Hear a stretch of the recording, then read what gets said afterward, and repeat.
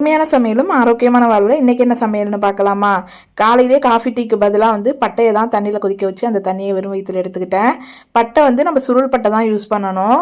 லஞ்சுக்கு சாம்பார் தான், அதுவும் எங்கள் ஊர் சைடு டெல்டா சைடு சாம்பார் தேங்காய் அரைச்சி விட்டு இது செய்வோம், சூப்பராக இருக்கும். அதுக்கு கொஞ்சம் வந்து வேலை எடுக்கும் தான், டைம் ஆகும் இந்த சாம்பார் வைக்கிறதுக்கு. பருப்பை நல்லா கழுவிட்டு ஃபஸ்ட்டு நல்லா கொதிக்க விட்டுறணும். மேலே நுரை மாதிரி வரும், அந்த நுரையை வந்து எடுத்துகிட்டு அதுக்கப்புறம் வெங்காயம், தக்காளி, பச்சை மிளகாய், உப்பு, மஞ்சத்தூள், பெருங்காயத்தூள் போட்டு நல்லா ஒரு 4 விசில் விட்டு பருப்பை வந்து வேக வச்சு எடுத்துக்கணும். டெல்டா சைட் சாம்பாரில் எல்லா காய்கறியும் போட்டு தான் வைப்போம். அதனால் வேணுங்கிற காய்கறி போட்டு ஒரு 3/4 பதம் வெந்ததுக்கு அப்புறம் வந்து புளியை கரைச்சி ஊற்றணும். காய்கறி வந்து வேகிறதுக்கு முன்னாடியே புளி கரைச்சி ஊற்றக்கூடாது. 3/4 பதம் வெந்ததுக்கு அப்புறம் தான் புளியை கரைச்சி ஊற்றிட்டு அதுக்கப்புறம் வந்து ஒரு 10 நிமிஷம் கொதிக்க வச்சுட்டு அதுக்கப்புறம் இதுக்கு வந்து ஒரு தேங்காய் பேஸ்ட் வந்து அரைச்சி ஊற்றணும். அதுக்கு தேங்காய், கொஞ்சமாக மிளகு, சீரகம், சோம்பு இதெல்லாம் அரைச்சி நல்லா நெய்வாக அரைச்சி அந்த சாம்பாரில் ஊற்றிடணும். இந்த சாம்பார் வந்து ஒரு 5 நிமிஷம் நல்லா கொதிக்கணும். அதுக்கப்புறம் தாளிச்சு விடணும். இது வந்து ஒவ்வொரு ப்ராசஸும் ஒரு 10 நிமிஷம் எடுக்கும் அப்படிங்கிறதுனால கொஞ்சம் லேட் ஆகும். ஆனால் டேஸ்ட்டு சூப்பராக இருக்கும். தாளிக்கிறதுக்கு சீரகம், கடுகு போட்டு பொரிஞ்சதுக்கப்புறம் வெங்காயம் போட்டு தாளித்து கொஞ்சோண்டு சாம்பார் தூள் போடணும். அந்த வீடியோ கிளிப்பிங்ஸ் வந்து எனக்கு டெலீட் ஆகிடுச்சு, அதனால் அதை போட முடியல. போட்டு தாளித்து அந்த சாம்பாரில் கொட்டி ஒரு 5 நிமிஷம் வந்து கொதிக்க விட்டு இறக்கிற வேண்டியதான். லாஸ்ட்டாக வந்து கொத்தமல்லி இலையும் தூவிக்கலாம். டெல்டா ஸ்பெஷல் இந்த சாம்பாரை ஒரே ஒரு தடவை ட்ரை பண்ணி பாருங்கள், சூப்பராக இருக்கும்.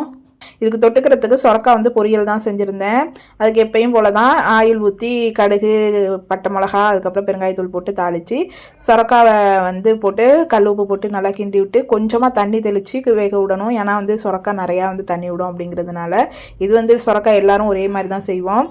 ஃபைனலாக வந்து சொரக்காய் வெந்ததுக்கப்புறம் வந்து தேங்காய் வந்து திருவல் போட்டு செஞ்சோம் அப்படின்னா சூப்பராக இருக்கும். தேங்காய் திருவல் போட்டு நல்லா வதக்கி விட்டு ஒரு 5 நிமிஷம் மூடி வச்சு இறச்சிக்கணும் அப்படின்னா சொரக்காய் பொரியல் ரெடி. காலை சாப்பாட்டுக்கு வந்து தம்பிக்கு வந்து தோசை தான். நார்மல் பிளைன் தோசையாக கொடுக்காம ஒரு முட்டை தோசை இல்லை கேரட் திருவி போட்டு அந்த மாதிரி கொடுத்தோம்னா அவங்களுக்கு கொஞ்சம் ஹெல்த்தியாக இருக்கும். நான் வந்து இன்றைக்கி கேரட் தோசை தான் சுட்டு கொடுத்தேன். நல்லாவே லைக் பண்ணி சாப்பிடுவோம் கேரட் தோசை. கொஞ்சமாக நெய் ஊற்றி சுட்டு கொடுத்துட்டேன்.